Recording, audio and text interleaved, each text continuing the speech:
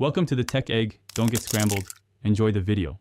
In this video, I will explain how to use Neat Video in DaVinci Resolve. First, ensure the Neat Video plugin is properly installed on your system. Once installed, launch DaVinci Resolve and head over to the color page. Locate the Open FX library, find Neat Video's Reduce Noise effect, and drag it onto a node in your node tree. Then, click the Prepare Noise Profile button to open the Neat Video plugin window. Building an accurate noise profile is the most critical step.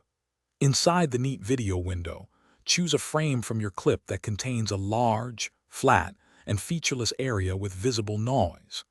Utilize the Auto Profile button to let Neat Video analyze this area and create a precise noise profile.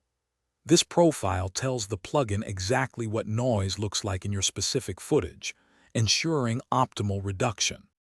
After profiling, move to the Adjust and Preview tab. Here, you can fine-tune the noise reduction using temporal and spatial filters.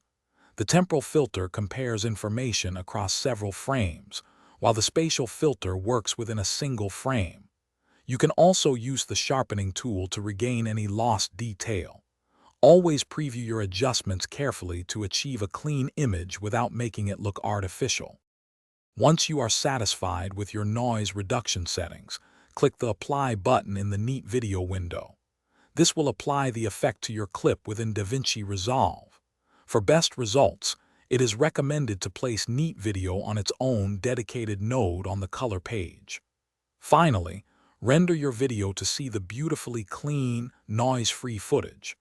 Don't hesitate to experiment with different settings for various clips.